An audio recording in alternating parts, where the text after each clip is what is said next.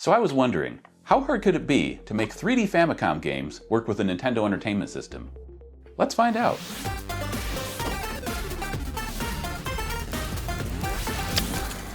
This is the NES, or Nintendo Entertainment System, that came out in North America in 1985.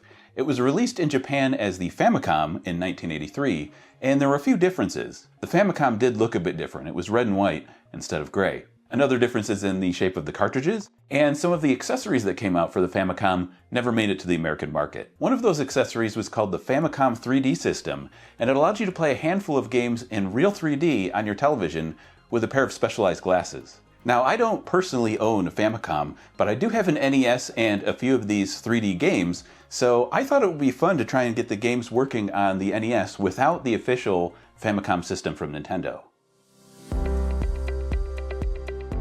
The first thing we need to do is get a Famicom game playing on the NES. So here is an NES game and a Famicom game, and although the circuitry inside works pretty much the same, you can't just take an NES game and plug it into a Famicom or vice versa. You actually need an adapter for that. So the typical way to solve this problem is to get one of these adapters, and a few different companies make these. Honestly, I don't know enough about them to recommend one, but I guess you just plug in the cartridge into the adapter. I've hooked up this little monitor and plugged the console into power so we can see if it works. And then I guess we just put the whole thing in the console. And despite what the marketing material shows, you actually have to put it in upside down, somewhat unintuitively.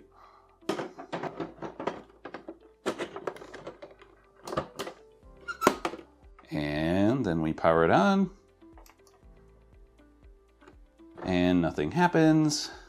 And then we try and figure out why. Okay. Okay, I've tried everything I can think of, and it still doesn't work. I tried flipping the cartridge over, I tried pressing the reset button a number of times like it says in the instructions. So I'm thinking the problem is probably with the lockout chip in the console. There's a chip in there that acts as a lock, and in each individual game, there's a chip that acts as a key. And those two chips have to be able to communicate in order to be able to play the game. And that's partly to prevent piracy, it's partly to prevent unauthorized games from running on the system. The thing is that this is an official game, it's just a game for the Famicom, and the Famicom didn't have that lockout mechanism, so it doesn't work on the NES by itself. So we're gonna take the NES apart, we're gonna do a simple mod to work around the lockout chip. Hopefully that solves the problem because I'm kind of running out of ideas. Let's give it a try.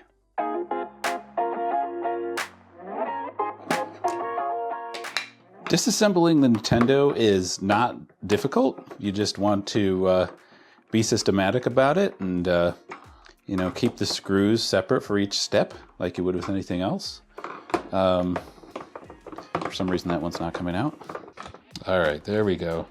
All right, really, you only just have to undo enough screws just to be able to lift this a little bit.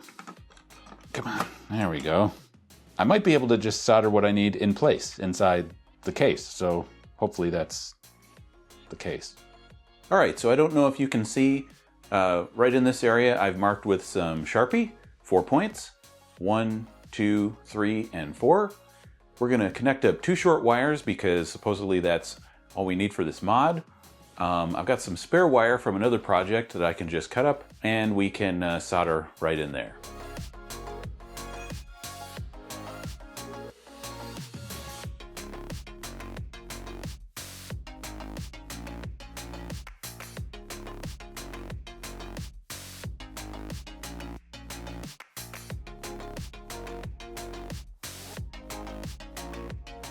Okay, I've double checked that this is wired correctly and everything looks fine.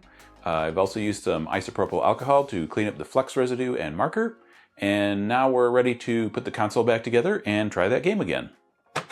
And that should do it. All right, let's see what happens. Okay, I am not seeing anything. Maybe just reseating it will help, I don't know.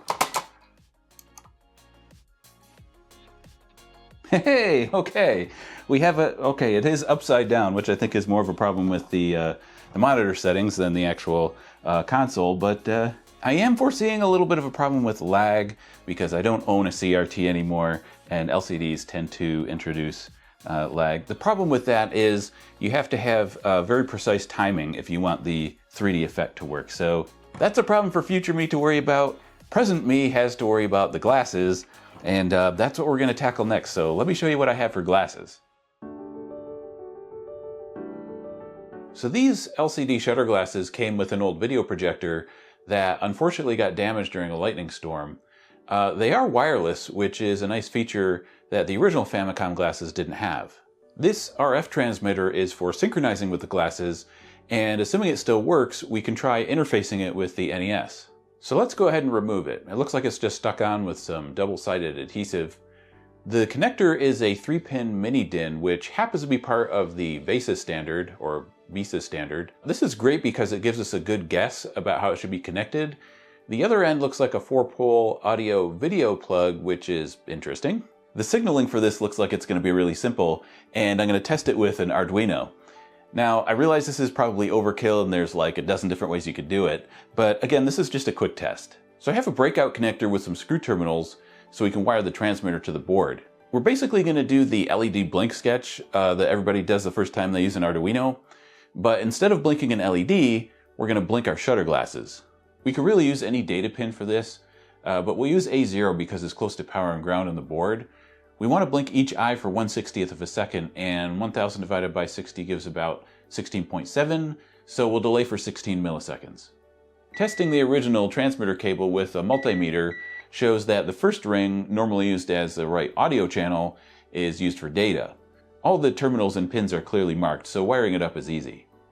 So if the transmitter still works, and if we're providing the correct signal, we should see activity when we program and power the Arduino. Alright, we won't know for sure until we turn on the glasses, but that looks really promising. Alright, time to turn on the glasses. We'll just hold the button for a few seconds. It's not doing anything. I see blinking. Alright, that seems a little slow. Yeah, that is headache-inducingly slow. Oh man. Okay, yeah, I gotta take those off. Wow. Yeah, so 16 milliseconds per eye is about 30 frames per second, but I gotta wonder if these are actually running at 15 frames per second because that does not look like 30 FPS. At least, I don't think it does. Well, anyway, let's see if we can get these integrated with the NES, and if we have any problems with the frame rate, we can worry about it later. This next part should be fun because it involves something that was a bit of a mystery to kids who owned Nintendos back in the day, and that's the expansion port. So as far as I know, this was never really used for much of anything, but on the Famicom, it's what you plug the 3D system into, so I can only hope that it's wired up the same way on the NES. You actually need to cut the case plastic to get to the port, and worse, there's no standard connector that you can just buy for this, so I have to 3D print one. Someone over at nesdev.org has thankfully provided a design for this online, so let's go ahead and print it. Here's the result after I trimmed off the support material, and this looks like it'll do the job. So now I need to add some pins, and I'm pulling them from this ISA slot. ISA was a bus architecture used in old IBM PCs. The holes are just slightly too small, so I need to widen them with a drill. Installing the pins of the connector is tedious and painful to the point where I only did a handful of them, and I hope this is enough. The connector does at least use standard pin spacing, which means I can solder it to some protoboard, and this will also make it easier to remove the connector from the console. Now we'll test to see how it fits. Perfect. Several old forum posts suggest that the pin labeled OUT1 is used for 3D synchronization, so I've wired up the oscilloscope to what I believe is the correct pin. Pressing select while the game is running puts it into 3D mode. And when I do that, you can see what should be a 30 Hz sync signal. So let's just add that frequency to the display. Yep, that's just what it should be. Now I'm free to solder in the wires for the RF transmitter, and I replace the port cover to make it look nice and tidy. And finally, I'll screw the wires into the terminals of the breakout connector. So I decided to pick up this little 5-inch CRT TV to make my life easier, and as you can see, in addition to being small and light, the picture on this unit is really sharp.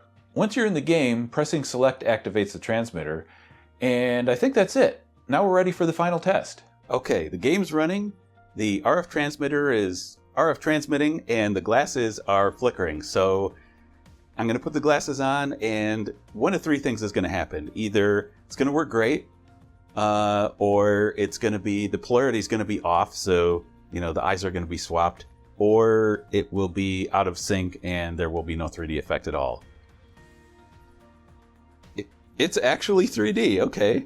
That's cool. Well, so I expected something to be like popping out, like maybe the car would be like popping out of the screen. What's actually happening is the road and the clouds are far away.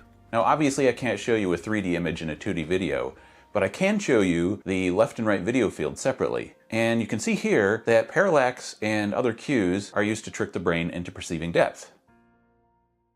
So I was wondering how hard it would be to build a wireless 3D system for the NES. And because the glasses use an industry standard protocol, it was actually pretty easy.